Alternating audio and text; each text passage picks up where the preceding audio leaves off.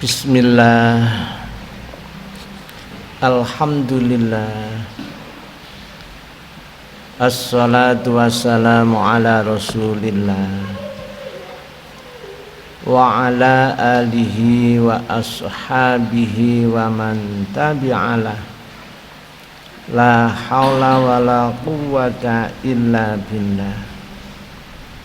Usikum wa nafsi bitaqwallahi faqad fazal muttaqun.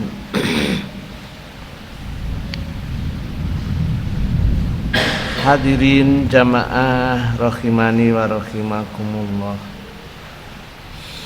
Puji syukur alhamdulillahi rabbil alamin. Malam ini kita bisa melanjutkan kajian kita dengan membaca Al-Umnya Imam Asy-Syafi'i rahimahullahu ta'ala yang sudah ditahqiq dan ditakhrij oleh panjenenganing Dr. Rifat Fauzi Abdul Muthalib. Malam ini kita baca halaman yang ke-320 jilid 2 dari 16 jilid itu, hadisnya yang ke-257. Bunyi hadisnya, akhbarona wis ngabarke ing kita sapa Ar-Rabi'u Syekh Ar-Rabi' qala akhbarana Syafi'i qala akhbarana Sufyan bin Uyainata an Mis'ar bin Kidamin an ibni Qibtiyati an Jabir bin Samurah. Di Jabir bin Samurah qala, beliau berkata, kunna ma'a Rasulillahi sallallahu alaihi wasallam. Kami dulu bersama Rasul sallallahu alaihi wasallam. Fa idza sallama, maka dikala Nabi salam saat sholat selesai kemudian ditutup dengan salam, qala, ahaduna sebagian dari kami, biadihi kelawan ngubahke tanganing ahaduna an yaminihi saking arah tengening ahaduna wa an simalihi lan saking arah kiwone seraya mengucapkan assalamu alaikum. Di saat tahajud, kok tahajud, tasyahud selesai terus tangannya dirubah, assalamualaikum, terus yang kiwa assalamualaikum.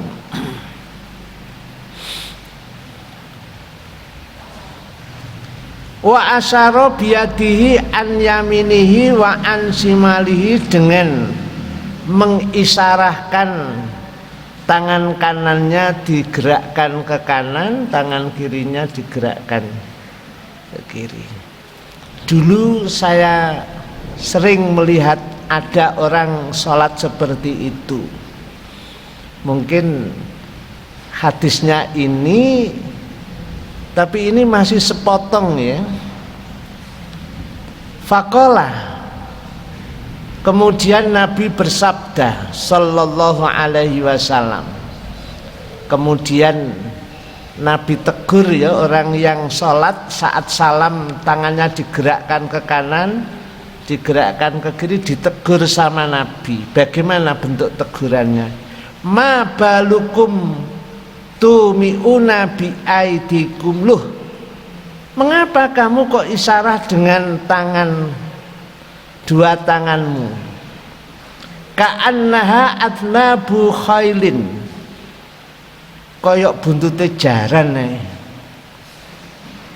ya, sampai ditegur kayak gitu sama Nabi. Ka'annaha atnabu khailin sumusin, awalayak filu mosok gurung cukup dengan ucapan assalamualaikum warahmatullah, assalamualaikum warahmatullah.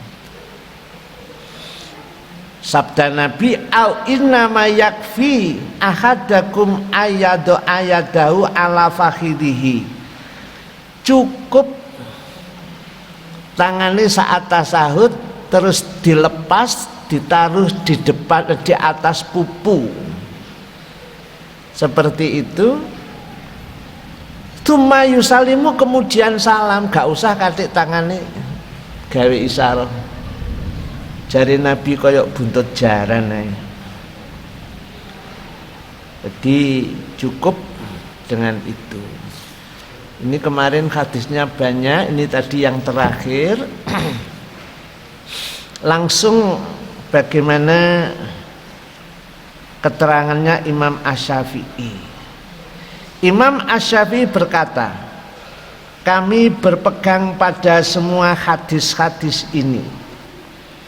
Kami memerintahkan orang yang sholat agar melakukan salam 2 kali, baik sebagai imam, makmum, atau sholat sendiri. Kami juga memerintahkan orang yang sholat di belakang imam, yang tidak salam 2 kali agar dia salam sendiri 2 kali, serta mengucapkan salam setiap salamnya assalamualaikum warahmatullah. Itu komentar pertama dari Imam Asy-Syafi'i. Yang kedua,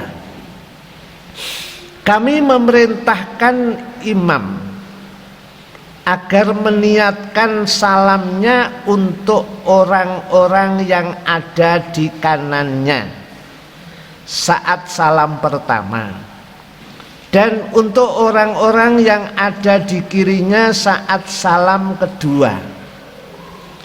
Kami juga memerintahkan hal itu kepada makmum, sedangkan imam boleh meniatkan pada sisi mana saja. Jika makmum berada di belakang persis, maka imam meniatkan pada salam pertama ke sisi kanan. Jika dia meniatkan pada salam ke kiri, maka hal itu tidak berdampak negatif. Jika tidak terbetik niat dalam benak imam, artinya kayak niat ya dalam hati imam ya, atau makmum, dan keduanya mengucapkan assalamualaikum, gak ono niat apa-apa ya. Tadi kan Imam Syafi'i memerintahkan agar assalamualaikum warahmatullah, hatinya berniat salam kepada orang yang ada di kanannya. Kalau ke kiri niat salam kepada orang yang ada di kiri. Kalau tidak ada niat apapun, ya udah assalamualaikum warahmatullahi, assalamualaikum, hanya mengucapkan assalam saja. Saya ulang, jika tidak terbetik niat dalam benak imam atau makmum dan keduanya mengucapkan assalamualaikum, berarti salamnya kepada para malaikat yang menjaga manusia, dan manusia itu sendiri, maksudnya yang sholat itu kan juga dijaga sama malaikat ya. Dan keduanya mengucapkan salam untuk memutus sholat. Jadi wis sholate wis mari, kemudian diputus, diakhiri dengan ucapan assalamualaikum warahmatullah, assalamualaikum warahmatullah. Kalau perintahnya Imam Asy-Syafi'i tadi kan disuruh berniat salam kepada orang yang ada di kanannya dan yang ada di kirinya. Terus ini gak, hanya nutup sholatnya dengan memutus sholatnya dengan salam. Maka masing-masing tidak harus mengulangi salam atau tidak harus juga mengulangi sholat, serta hal itu tidak mewajibkan sujud sahwi. Maksudnya sholatnya sah ya. Jadi niate sholatnya mari kemudian diputus sholatnya dengan salam. Tempo hari hadisnya sudah kita baca bahwa haramnya sholat itu saat mengucapkan takbir Allahu Akbar, maka di situ makan hukumnya ya haram, bicara hukumnya ya haram. Kemudian halalnya sholat saat sudah mengucapkan Assalamualaikum warahmatullahi. Masih komentarnya Imam Syafi'i, jika seseorang membatasi hanya dengan satu salam, maka dia tidak wajib mengulangi. Jadi memang dia itu niatnya hanya salam ke kanan, Assalamualaikum warahmatullahi, terus belayu. Belayu nang ndi?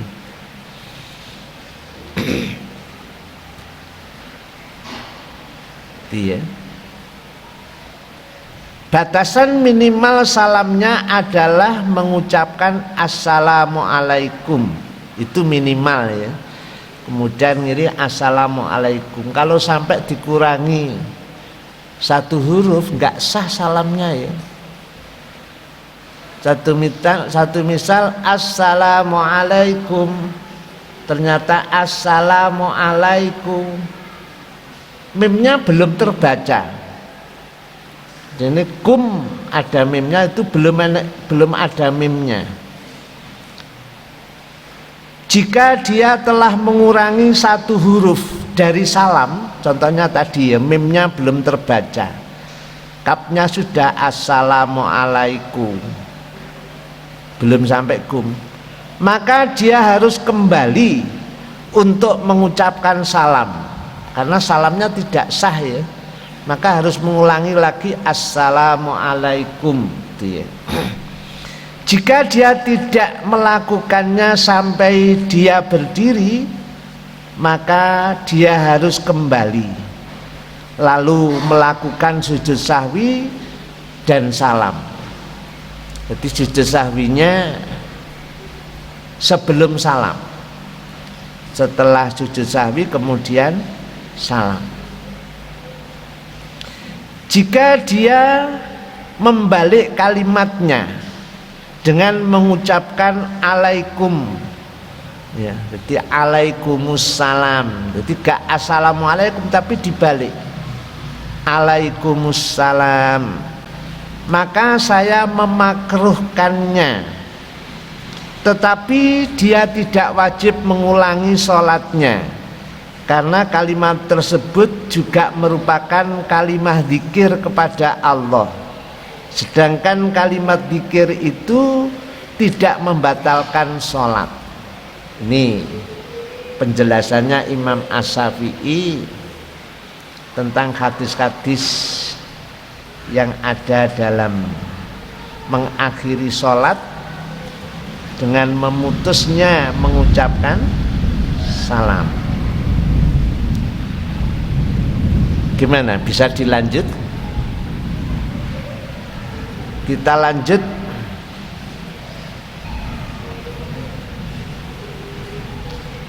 Bab berikutnya adalah berbicara dalam sholat. Imam Asy-Syafi'i berkata, akhbarana Sufyan bin Uyainata an Asim bin Abin Najudi, nama orang ya, Abin Najud, an Abi Wa'il an Abdillah qala kunna nusallimu ala Rasulillahi sallallahu alaihi wasallam. Jadi Abdillah itu berkata, kunna nusallimu ala Rasulillah, kami uluk salam kepada Rasul sallallahu alaihi wasallam, wa huwa fi shalah, Nabi dalam keadaan sedang sholat. Kapan itu terjadi? Qabla an na'tiya ardul habasati, sebelum kami datang ke tanah Habasah atau ke negeri Habasah. Fayaruddu, mongko jawab sapa ya Nabi alaina ing atase salam kita. Jadi sahabat Abdullah iki bareng-bareng karo sahabat yang lain ya uluk salam nanggone Nabi. Nabi dalam keadaan salat, assalamualaikum. Nabi dalam keadaan salat, Nabi menjawab waalaikumsalam. Dia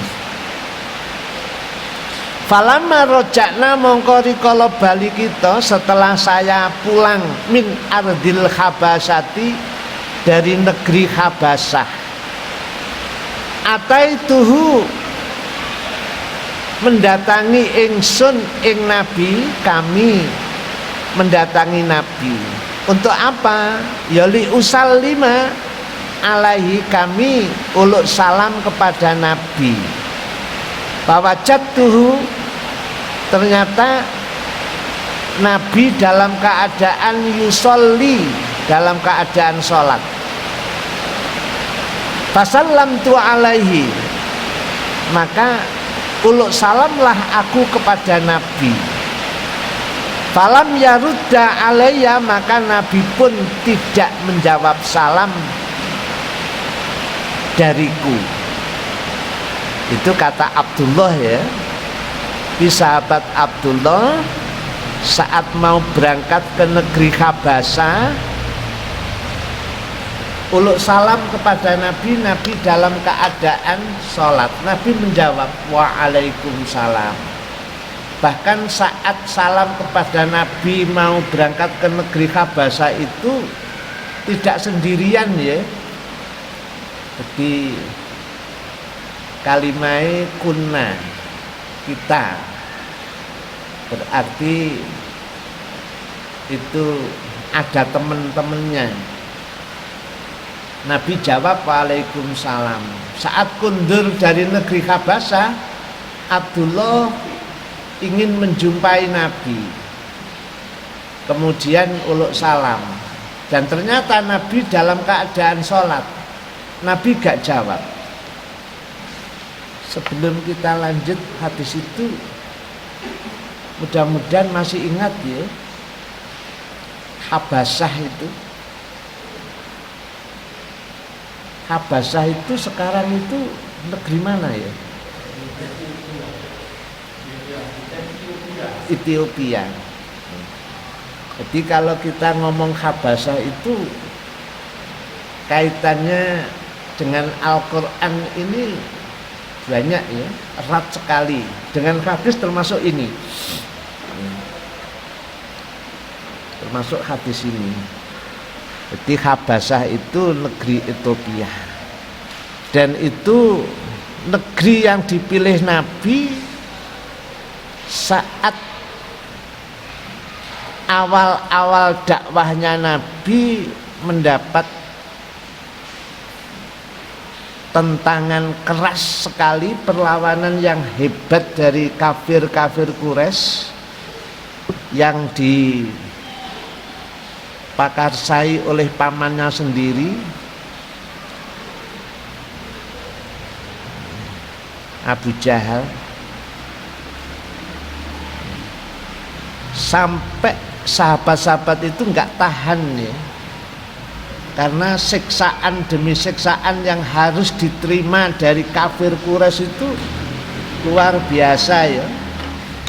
Tidak sedikit yang disiksa sampai mati, termasuk keluarga Ammar bin Yasir. Itu juga ngeri sekali siksaan. Sementara belum ada perintah untuk melawan. Jadi disiksa itu ya semikur sabar, nrimo. Enggak ngelawan sama sekali. Ya. Akhirnya Nabi ngutus sahabat Utsman dan sahabat Ja'far untuk memimpin hijrah pertama ke negeri Ethiopia tadi, ke negeri Ethiopia. Padahal rajanya itu raja kafir. Rajanya gelarnya adalah Najasyi. Negerinya Ethiopia. Mungkin ibu kotanya itu ya Habasah itu. Kalau Indonesia mungkin Jakarta. Kayak gitu. Sudah hijrah ke Habasah, istilahnya minta suaka ya, saking nggak tahannya disiksa ya. Karena siksaannya keji sekali, kejam sekali. Memang setiap dakwah akidah itu luar biasa memang tantangannya. Ya sampai sekarang ini ya, sampai sekarang orang mendakwahkan akidah, mengajak tauhid kepada Allah itu resikonya enggak main-main. Dan nabi-nabi dulu seringkali dihadapkan dengan keluarganya sendiri, itu lebih berat ya. Nek dihadapkan dengan orang lain baru tinggal mulih turu angkler. Tapi kalau yang didakwa itu keluarganya sendiri, termasuk Nabi Allah Ibrahim kepada ayahnya yang bernama Azar. Ngeri sekali, dikisahkan dalam As-Su'ara itu negeri Habasah ya. Mengapa kok menjadi pilihan Nabi untuk tempat minta suaka, padahal itu negerinya orang kafir. Saat itu rajanya bernama Ashamah ibnu Afjur. Ashamah ibnu Afjur itu saat diangkat sebagai raja itu masih yatim ya, masih kecil. Raja sebelumnya adalah ayah kandungnya sendiri, tapi ayah kandungnya kan dibunuh sama menteri-menterinya. Dibunuh karena dari bisikan setan. Orang yang bernama Ashamah ibnu Afjur, berarti ayahnya itu Afjur namanya ya. Jadi menteri-menterinya punya pendapat kalau ini tidak dibunuh nanti kita kekurangan stok raja, karena putranya hanya satu, sementara adiknya Afjur itu anaknya 12, jadi banyak anak, itu stok rajanya banyak. Bisikan setan untuk dibunuh, setelah dibunuh raja itu, kerajaan diserahkan kepada saudara kandungnya. Jadi pakliknya Ashamah ibnu Afjur itu ya. Pakliknya Ashamah, sekaligus Ashamah ibnu Afjur diasuh oleh pakliknya. Saat usia 7 tahun kurang lebih, menteri-menteri yang dulu membunuh ayahnya itu datang lagi, minta kepada sang raja, adik rojo yang dibunuh dulu, diminta untuk membunuh anak yatim yang bernama Ashamah ibnu Afjur. Akhirnya sang raja mengatakan, celaka kalian, dulu ayahnya kamu bunuh, sekarang anaknya akan kamu bunuh lagi. Gak bisa, tetap ngerpo-ngerpo ya sudah. Sang raja kalau enggak nggak bisa dibunuh atau nggak mau membunuh jenengan, saya nggak boleh membunuhnya, sekarang dibuang saja. Ya kalau dibuang, sang raja sik tega ya, usia 7 tahun ya. Ini usia berapa ini? Adik ini usia berapa? 6. Jadi ya setahun lagi ya. Askamah ibnu Abjur kurang lebihnya itu dibuang jauh. Saat pembuangannya itu ya, saat membuang itu bersamaan dengan badai besar menghantam kerajaan sampai tiangnya itu roboh. Spontan ngebrui sang raja, karena sang raja tadi pakliknya itu mengizinkan untuk dibuang. Anak yatim itu nggak boleh sembarangan ya. Jadi petakannya kayak gitu. Setelah dibuang, bingung para menterinya ini, bingung, nggak ada raja, kosong dalam kerajaan, sedangkan 12 putra pakliknya Askamah ibnu Abjur itu nggak ada yang mampu, satu pun nggak ada yang mampu untuk diangkat sebagai raja. Akhirnya menteri-menteri sepakat goleki mana Askamah ibnu Abjur yang sudah dibuang itu, dibawa pulang lagi ke Ethiopia, persisnya di Habasah itu ya. Kemudian didudukkan di singgah sana, jadikan raja, ternyata mampu. Walaupun masih kecil mampu. Dan benar-benar adil. Jadi karena keadilannya itu sampai Nabi katakan malikun adilun.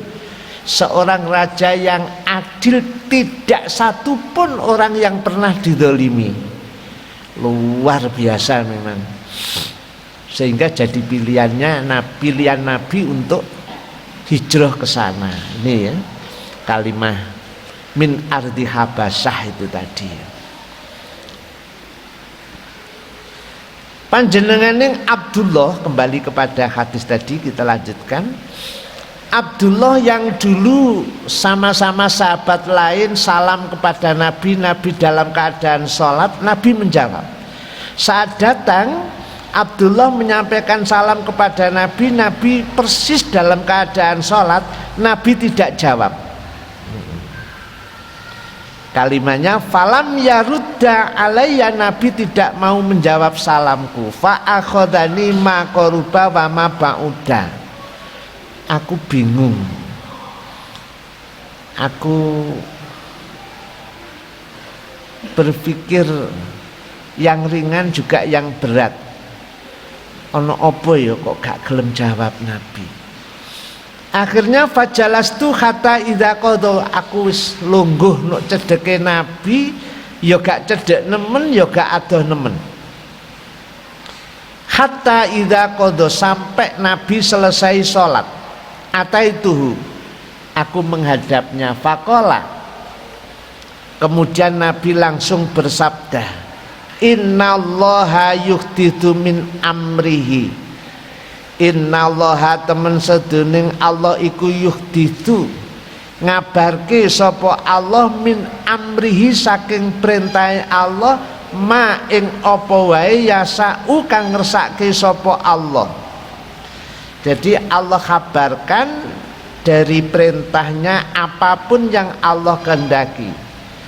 Wa inna mimma ahdatsallah, dan sebagian dari kabar atau cerita dari Allah Azza wa Jalla, Allah yang maha perkasa lagi maha agung, Allah tatakallamu fis sholat, maka kamu semuanya jangan sekali-kali berbicara dalam sholat.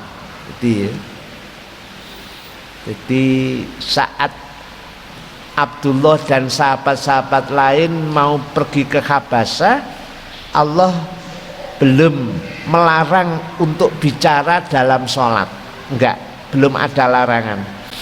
Tapi saat kundur, larangan itu sudah diterima Nabi, Bahkan Allah firmankan dengan jelas, Allah tatakalamu, supaya orang ngomong nira kabeh, agar kalian tidak berbicara fi sholati saat sholat.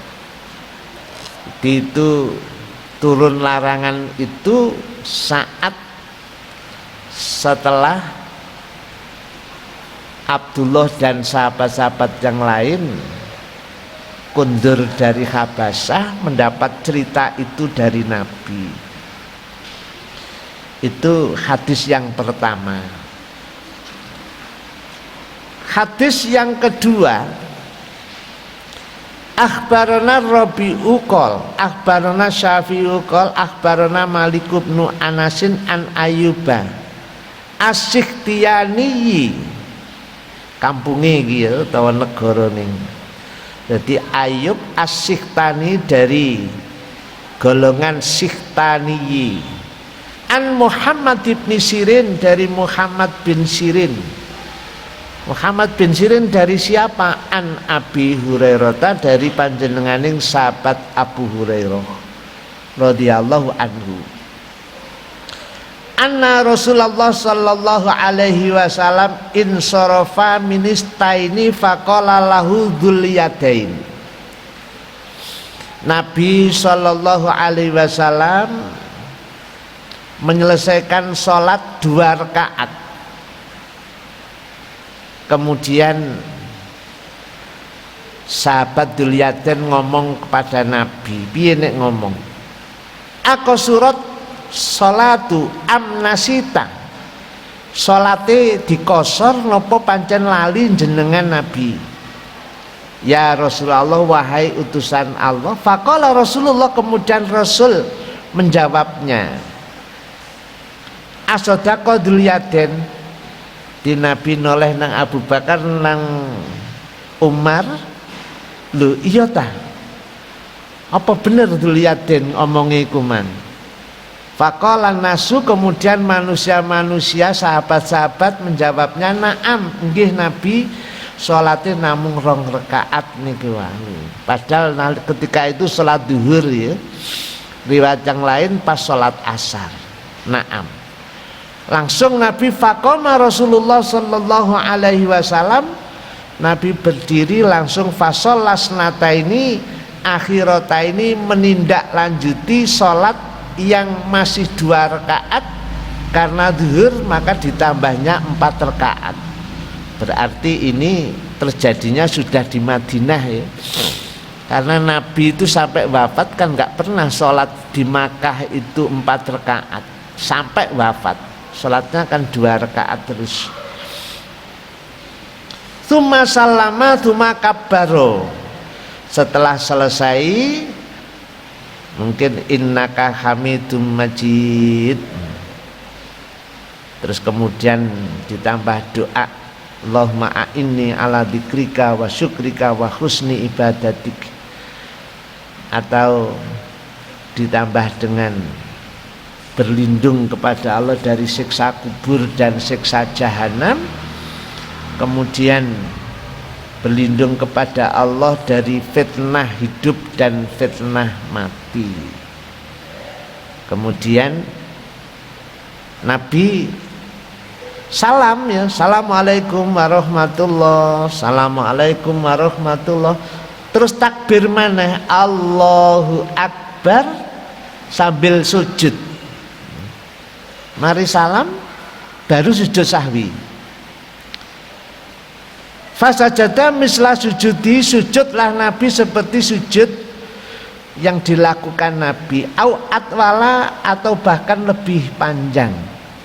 Tsumma rafa'a tsumma kabara, kemudian takbir duduk Allahu Akbar, fasajada takbir lagi, kemudian sujud misla sujudihi au atwala, tsumma rafa'a, terus Nabi berdiri pulang. Gimana? Jadi ini sujud sahwinya setelah salam. Mari sujud sahwi ya wis biar salatnya. Wis mari salatnya.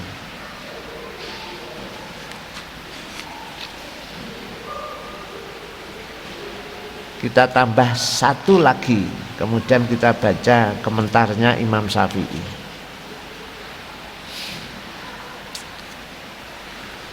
Hadis yang ke-260, akhbarana Rabi'u qol akhbarana Syafi'u qol akhbarana Malikun an Dawud bin Husain an Abi Sufyana maula bani Abi Ahmada qala sami'tu Abu Hurairah yaqul salat lana ngimami kita sapa Rasulullah sallallahu alaihi wasallam salatal asri. Lah ini dijelaskan kejadiannya salat asar ya. Fasallama mongko salam sapa Nabi fi raqatain oleh 2 rakaat. Kemudian Nabi salam. Terus meninggalkan masjid ya, sudah keluar. Kalau hadis di Bulughul Maram itu tangannya ditaruh di atas kayu garing. Mungkin seperti tunggak atau kayu sengepang di depan masjid. Saat di situ di sekitarnya ada sahabat-sahabat agung ya, memang yang sering dekat dengan Nabi, Abu Bakar, Umar, Utsman, Ali itu. Sementara Dzulyaden itu memang senajan wonge seluruh, apa bahasane seluruh ya, gak duwe wuh pake wuh karo Nabi. Padahal sahabat Abu Bakar, sahabat agung itu sungkane nemenang Nabi itu mang. Jadi saat Nabi sholat 2 rakaat itu ya gak ngomong apa-apa, diem walaupun dekat karo Nabi. Dzulyaden bengok teko ado. Faqala Dzulyaden aku surati sholatuhe Nabi. Napa dikosor salate wau amnasitan napa jenengan napa lali jenengan lali napa niku dikosor ya Rasulullah wahai utusan Allah. Fa'aqbala Rasulullah sallallahu alaihi wasallam ala nasi. Kemudian Nabi menoleh menghadap kepada para manusia. Faqala as-sadaqa Dzulyaden. Bener tah Dzulyaden ngomongin kumang. Faqalu maka manusia-manusia menjawab na'am nggih Nabi leres, termasuk Abu Bakar, Umar ikut menjawab na'am nggih leres. Fa'atama Rasulullah sallallahu alaihi wasallam baqiya, kemudian langsung Rasul menyempurnakan lagi yang 2 rakaat. Yang tadi baru 2 rakaat. Minas sholati tsumma sajada sajdataini. Setelah selesai kemudian Nabi sujud 2 kali sujud, jenenge sujud sahwi. Wa huwa jalisun ba'da taslim, dan sujudnya Nabi tadi 2 sujud tadi Nabi dalam posisi duduk. Jadi saat duduk kemudian takbir Allahu Akbar sujud. Gak dari berdiri Allahu Akbar sujud enggak ya. Jadi setelah salam keadaannya masih duduk, kemudian takbir Allahu Akbar sujud 2 kali. Kapan? Ba'dat taslimi, setelah salam. Habis salam ya selesai. Dimana mungkin ada yang perlu dibahas ya, ini pelajaran luar biasa ya. Masalahnya ini cara Allah memberikan belas kasih sayangnya kepada kita, sehingga Nabi dibikin lupa sama Allah. Medine sholatnya petang rakaat hanya 2 rakaat, sehingga ini pelajaran di kita. Andaikan kita atau saya jadi imam kemudian salah oleh 2 rakaat wis salam atau 3 rakaat salam terus gak ono sing ngelikke, medine kan diingatkan dengan subhanallah. Delalah kabeh gak ono sing ngelikke. Mbok gak ngelikke iki krana angel apa krana sungkan, gak tahu. Akhirnya selesai, saya muter akan zikir. Terus ono sing ngomong, Pak Afrohi wau sholatnya nembe kalih. Maka saya harus segera berdiri menambah 2 rakaat. Langsung salam. Habis salam dalam posisi duduk sujud 2 kali. Seperti itu. Ini kan pelajaran buat kita. Andai kan gak ono sing ngiliki subhanallah, boleh seperti Dzulyaden ya. Cuman Dzulyaden tadi kalimatnya akan bertanya, wahai Rasul, niku jenengan kosor napa jenengan lali? Lha aku yo gak ngosor yo gak lali. Wis noleh nanggone para manungsa, bener tah Dzulyaden mang nek ngomong. Nggih Nabi leres, Dzulyaden leres. Akhirnya langsung Nabi dari depan masjid masuk ke mihrab atau ke pengimaman, langsung menambah yang tadi ketinggalan. Gimana? Masih berapa waktu jamnya? Ini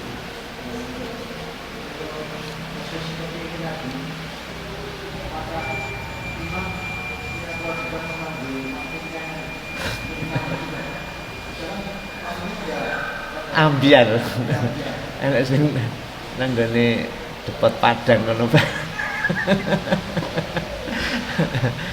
Ini di dalam hadis yang lain, dalam Sahih Fiqhus Sunnah ya, saya baca itu belum lama ya. Jadi baru di depan masjid Nabi itu. Masjidnya kan kecil itu ya. Jadi cik gurung belarah kon dindi lan nek kono wis kadung tak sak piring terus diparani ya enggak mungkin ya. Jadi kalau yang sudah lama berarti mengulang sholatnya. Tapi kalau masih di depan masjid tadi, sahabat-sahabat masih ngumpul di masjid ya, jadi enggak sampai lebih dari itu. Kalau lebih dari itu ya mengulang. Tapi kalau tidak lebih dari itu, seperti apa yang dilakukan Nabi itu yang kita amalkan. Ya, bisa.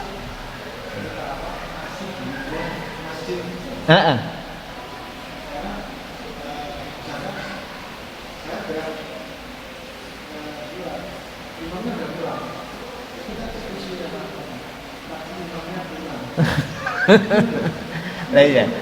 Setelah ada hadis ini kan berarti kita gak bisik-bisik nang wong liya gak ya, langsung nang Nabi kan Dzulyaden. Iya.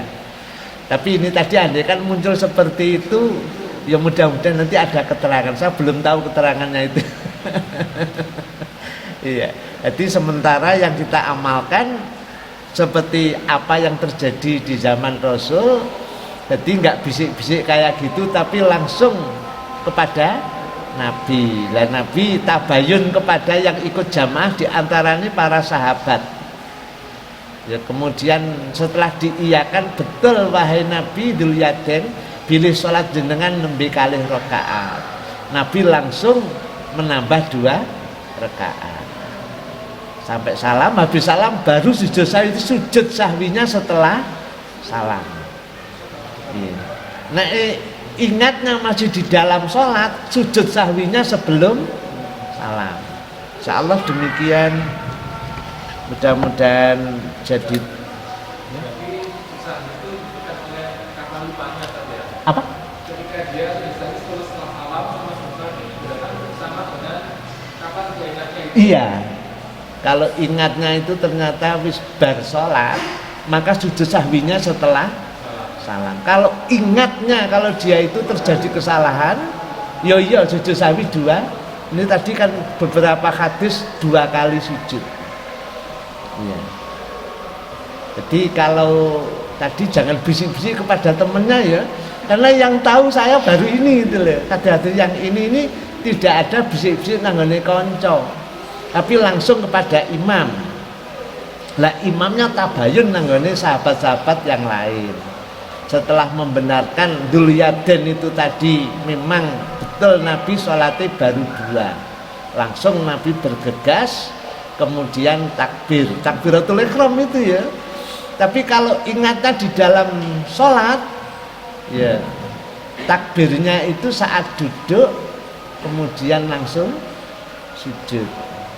Jadi saat medine dia itu tasahud ternyata berdiri. Terus dilekno karo makmum, subhanallah. Oh iya pula wayahe tasahud ingat. Maka dia langsung duduk, saat duduk kemudian takbir. Ya. Tasahud tadi, setelah tasahud sebelum salam takbir, kemudian sujud 2 kali, kemudian baru salam. Beda karo sing Nabi di depan masjid tadi. Insyaallah masih ada bahasan. Ini satu bab lagi mengenai tentang seperti itu. Ini tadi baru bab yang pertama, sekian hadis. Ini tadi belum sampai komentarnya Imam Syafi'i ya.